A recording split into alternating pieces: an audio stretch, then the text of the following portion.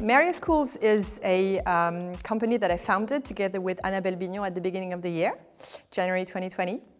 And it's the house of lifelong learning that keeps you up to the speed at which transformation is happening in business. You need to learn about product management, you come to Maria. You need to learn about growth hacking, you come to Maria, attend a class.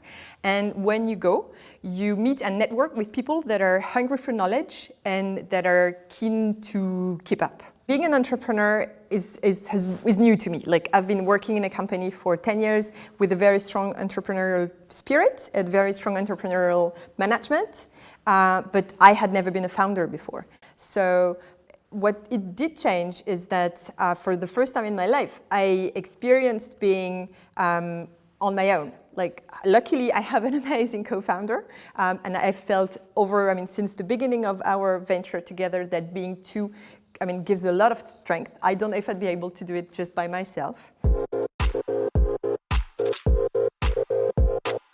January 2020, we are overexcited. The company is launched, we have our email addresses, we have our website, we have our product. We can speak to the world about what we're doing. We're very proud and we're very excited about the next step, which is fundraising. So January 2020, we have 4 targets: fundraise, launch another school on product management, accelerate our first school development, and launch a 3rd school on storytelling. So we start, and it starts well. We raised 2 million, and we had about 800 commitments at the end of February. But it went all the way in March, or almost all the way. We've moved completely our product that was in-person training into online trainings. We've created new products. 2 people from the team, they launched a podcast, which is called Minute Mindset. The idea was to be true to our mission and our value proposition to our customers. That is, how do I inspire you? How do I give you the skills? How do I give you confidence? How do I make you feel you're part of a network? You're not on your own. When you come to us, you join a community. So we give Saturday classes for free to people who are interested in learning about startup culture. And we have thousands of people applying. The way we select them, because of course we cannot have 1,000 people, so we have prompts of about 100 people. The way we select them is, how much are you going to contribute to the community? Our culture is about transparency. Our culture is about being passionate about what we're doing, and our culture is about taking risks. So people that had an interest in doing something that was not crucial to the business, but they wanted to do it, we said, go for it. You want to do it, do something that you enjoy, that you have fun with. This period was very weird, like very hard to sort of know what is going to work, what is not going to work. What are the little things that we're all doing with passion that creates our company culture? What are our rituals? Who we are? Why are we proud of being here? What is our contribution to the world? What are our values, our way of doing things?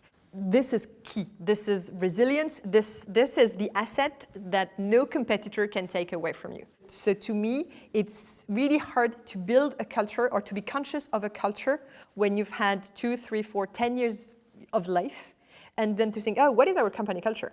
And company culture is not something that you write down on walls. Company culture is something that you experience. So working really hard on onboarding the people. Like, people, when you onboard them in the company, they need to feel that they're rock stars. They need to feel they're the most important person in the company, at least for the first month, because this is where they will get the culture.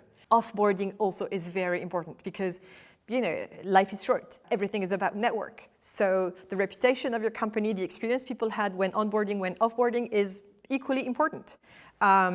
So having a very, very strong effort on culture is, I think, crucial, because this is, in times of crisis, what will keep people together and what will take the company to success. The advice that I try to apply myself is never to give up on the ambition that you have for the company. The ambition needs to be huge. The impact that you want to have needs to be big. If you give up on the ambition that you have for your company and you just try to survive is not exciting. You need to keep something very exciting about what you're doing. And another advice that I could have is to be fast. in seeing the situation, like in realizing the situation, in getting at the same time a broad understanding of the situation, and at the same time make concrete decisions right now, and not just hope for the best. Or I would say, you can hope for the best, but you can plan for the worst. And specifically in times of crisis, you need to be there. Speak to the people, speak to the clients, speak to the customers, speak to the team, speak to your investors. If you don't speak, because you're scared a little bit, it creates, lack of trust, or it creates a lack of confidence. And whereas if you say things, if you dare to say things the way they are, this gives me a lot of confidence to be doing things. And then another advice may be to call out for help. Other people experience maybe the same things, or maybe they have experienced the same thing before. They can give you advices.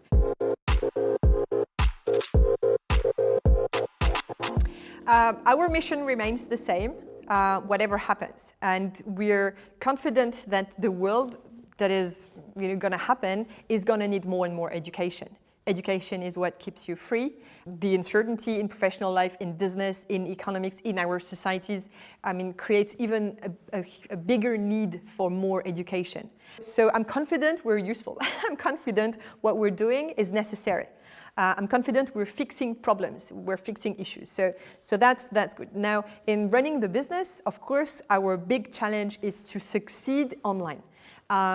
So we still want to be who we should be, that is the house of lifelong learning, where you have enough skills that you can be trained on for you to come back and back and back again. It still is a community that you engage with, that you're part of, that you contribute to, that is generous, and that gives you confidence.